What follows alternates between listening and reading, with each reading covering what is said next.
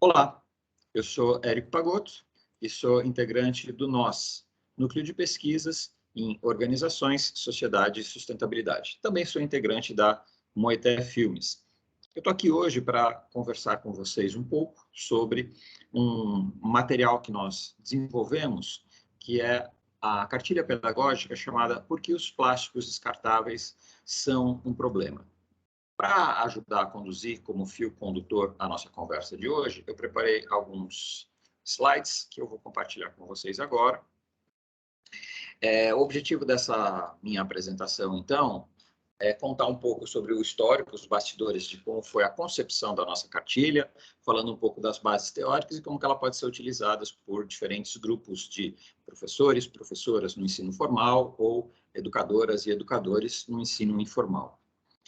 A base teórica que a gente utilizou é a da chamada educação ambiental crítica, que é uma educação ambiental voltada não apenas para conhecer a natureza, mas principalmente para analisar e compreender a origem das injustiças socioambientais, como, por exemplo, a poluição, ou como, por exemplo, as más condições de vida de determinados grupos sociais.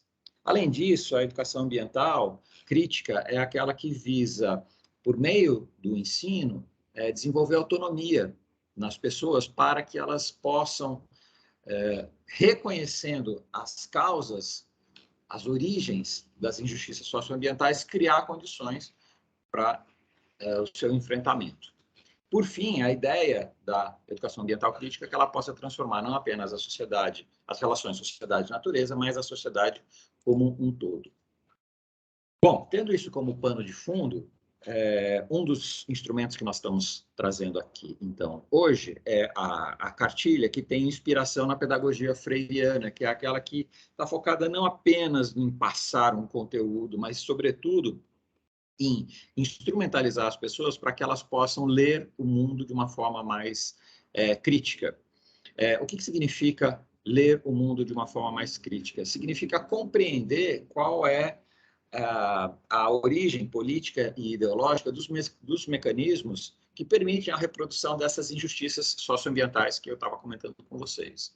Normalmente, a gente parte de um tema gerador, que aqui no nosso caso é a poluição por plástico. A gente procura fazer uma problematização, um olhar amplo sobre as questões que ele traz, e aí, então, uma análise crítica buscando caminhos para a sua superação. A cartilha que eu vou apresentar para vocês hoje, ela justamente traz uma bagagem de conhecimentos teóricos básicos para instrumentalizar o professor, a professora, o educador ou a educadora, a respeito da relevância do problema da poluição por plástico, em particular o plástico descartável, ou chamado plástico de uso único, e algumas sugestões de práticas pedagógicas que esses educadores possam realizar em classe com seus alunos ou estudantes. A cartilha está dividida em 3 grandes blocos. No primeiro bloco, uma apresentação da cartilha, qual é o contexto em que ela foi concebida, os nossos parceiros no desenvolvimento e como ela pode ser utilizada como um instrumento pedagógico. Na segunda parte, a gente traz toda essa bagagem teórica que eu comentei com vocês, e na terceira parte da análise crítica, a gente dá algumas sugestões de atividades lúdicas e pedagógicas que possam ser feitas com alunos, estudantes de diferentes níveis e séries, para tornar o assunto mais acessível e para dinamizar os debates em sala de aula. Vou mostrar para vocês, então, agora uma visão geral sobre a cartilha. Tá aí, esta é a capa da cartilha, né? Porque os descartáveis são um problema, criada, então, pelo NOS e pela Moeté. Nós temos aqui o índice, com todos os elementos que eu acabei de mostrar para vocês, um glossário de termos gerais que vão aparecer ao longo da cartilha. Na primeira parte, então, aquele bloco de contextualização, a gente explica a origem desse material, qual é o seu objetivo e como ele pode ser utilizado.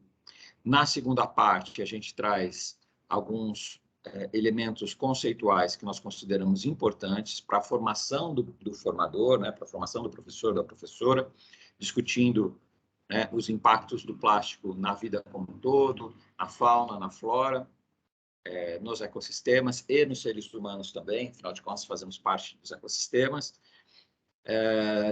Trazemos alguns números para demonstrar a dimensão da crise provocada pelo plástico e sobretudo pelo seu descarte, né?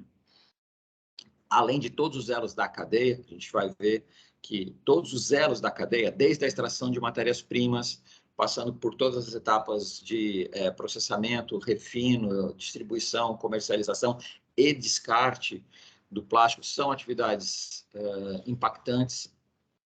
Então, aqui na seção 6, a gente discute um pouco quais são todos esses elementos da cadeia de produção do plástico, cadeia, distribuição e descarte do plástico, e algumas soluções, principalmente por meio da via de produção de políticas públicas. Por que nós consideramos que políticas públicas são importantes? Porque elas atuam sobre a sociedade de forma geral, eliminando, então, aquela ideologia do consumidor responsável, de apontar os elos finais da cadeia, né? O consumidor como consumidor, as pessoas que utilizam, né, os produtos de plástico, como sendo os grandes vilões da poluição por plástico.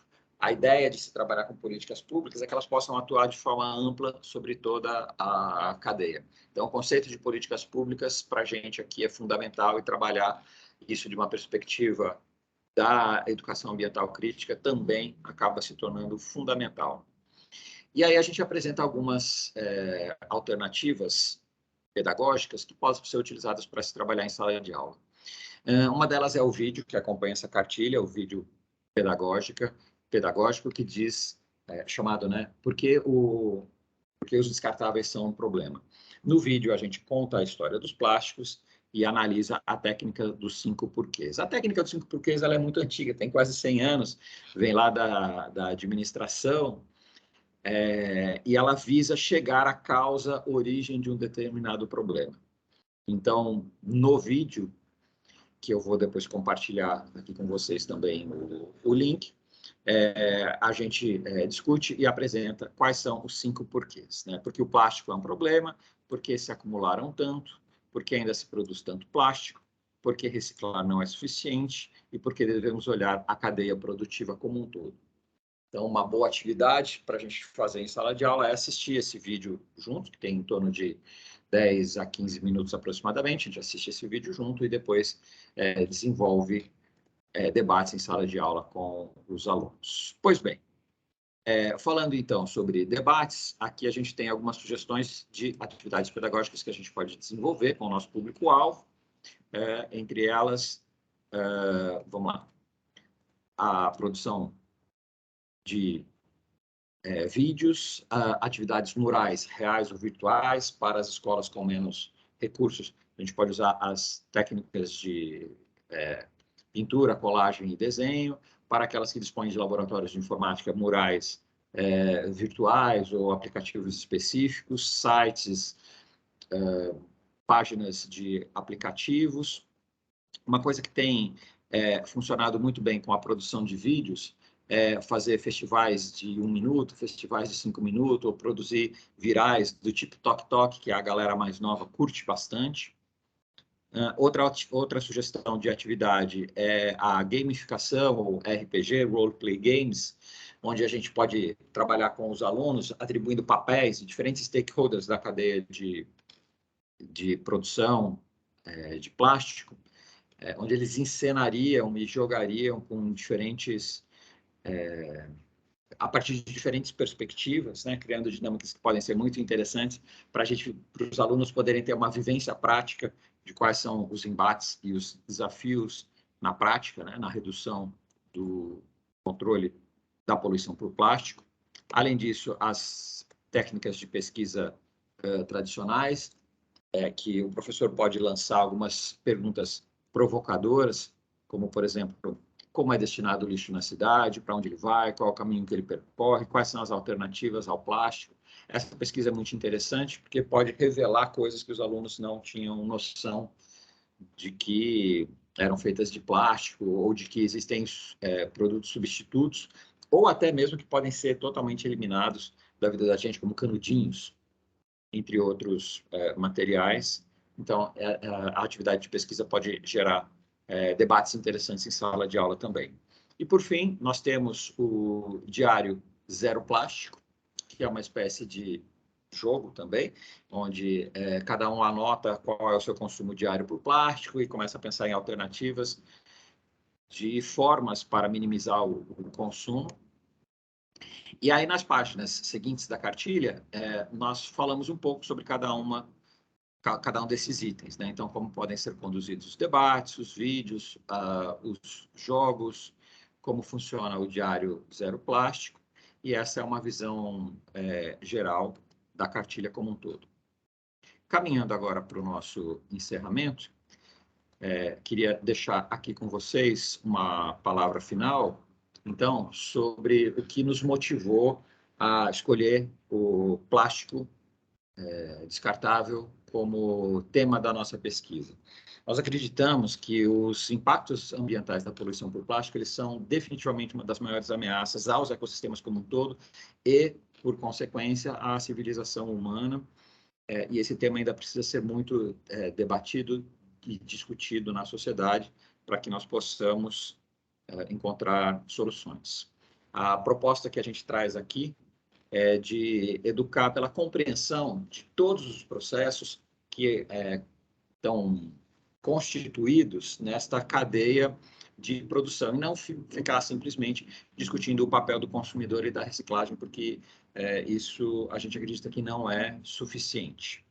Queria, por fim, então, deixar um convite para que vocês juntem-se a nós, né? Utilizem, de fato, esse material que nós estamos trazendo hoje, a cartilha, o vídeo, que vocês possam ter sucesso nas suas práticas educativas, que vocês nos sigam em nossas redes sociais e também que vocês entrem em contato com a gente, mandem sugestões, mandem relatos de suas práticas. A gente vai ter muito prazer em receber notícias dos trabalhos de educação ambiental de vocês e, quem sabe, vir a trabalhar junto em uma próxima oportunidade. Agradeço por enquanto e fico à disposição de vocês. Um abraço.